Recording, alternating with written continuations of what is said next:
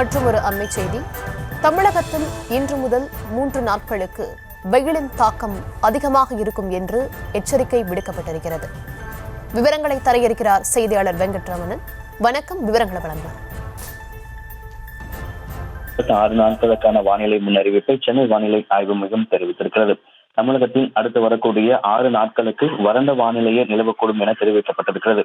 குறிப்பாக இன்று, நாளை, நாளை மறுநாள் என 3 நாட்களுக்கு தமிழகத்தின் அதிகபட்ச வெப்பநிலை ஒரு சில இடங்கள்ல 2 முதல் 3 டிகிரி செல்சியஸ் இயல்பை விட அதிகமாக இருக்கும் என தெரிவிக்கப்பட்டிருக்கிறது. குறிப்பாக வட தமிழகத்தில் ஓரிரு இடங்கள்ல 3 முதல் 4 டிகிரி செல்சியஸ் இயல்பை விட வெப்பநிலை அதிகமாக இருக்கக்கூடும் என்கின்ற தகவலை சென்னை வானிலை ஆய்வு மையம் சொல்லியிருக்காங்க. குறிப்பா அடுத்த ஒரு வாரத்திற்கு வறண்ட வானிலையே நிலவக்கூடும் என தெரிவிக்கப்பட்டிருந்தாலும் கூட 11ஆம் தேதி 6 மாவட்டத்திற்கு கனமழைக்கான எச்சரிக்கையும் சென்னை வானிலை ஆய்வு மையம் சொல்லியிருக்காங்க.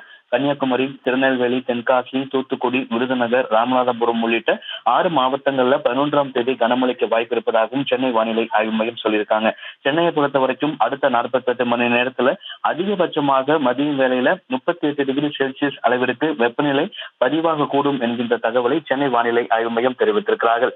தமிழகத்தில் இன்று, நாளை, நாளை மறுநாள் என 3 நாட்களுக்கு 2 முதல் 3 டிகிரி செல்சியஸ் இயல்பை விட அதிகமாகவும், இந்த 3 நாட்களும் வட தமிழகத்தில் ஓரிரு இடங்களில் 3 முதல் 4 டிகிரி செல்சியஸ் இயல்பை விட வெப்பநிலை அதிகமாக இருக்கக்கூடும் என சென்னை வானிலை ஆய்வு மையம் தெரிவித்துள்ளது.